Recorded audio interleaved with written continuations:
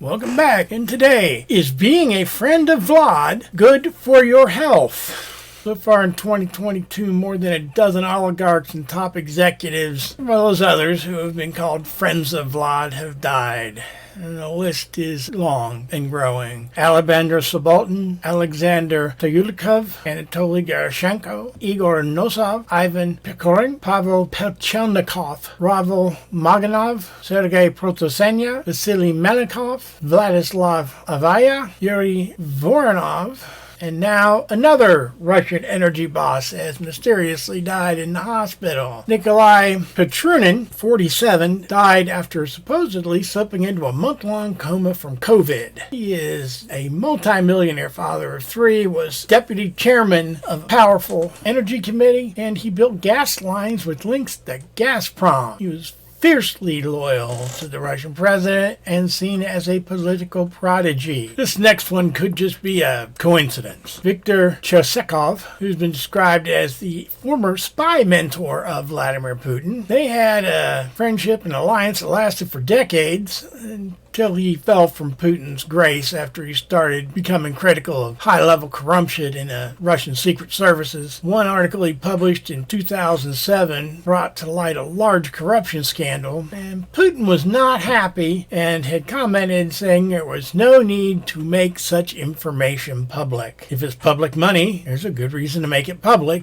but I guess that doesn't apply in Russia. One who could be dying, Anatoly Karpov, former chess grandmaster, also a Russian lawmaker who called for the end of the war in Ukraine, suffered serious head injuries outside Moscow State Duma and was placed in an artificial coma. He was considered a loyalist to Putin, but after he made comments on Kazakh's TV in April calling for an end to the war in Ukraine, quote, so that peaceful people would stop dying, he fell out of favor. And I guess Vlad's henchmen didn't quite crack the skull like they were supposed to. And while we're talking about friends of Vlad, this is from Meduza.io, which is an independent media outlet in Russia.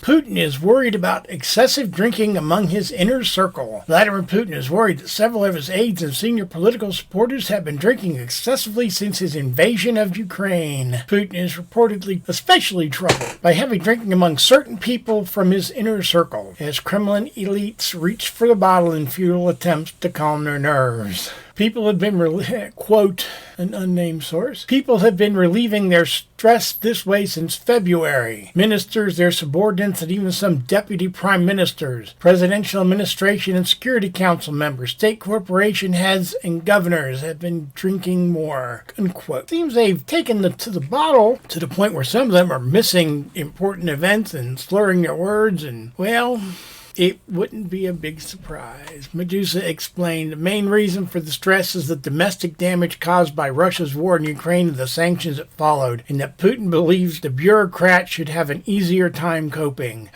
That would be good, except Putin did not inform many senior officials of his intention to mount a full-scale invasion of Ukraine back in February. Many thought the strategy was mad.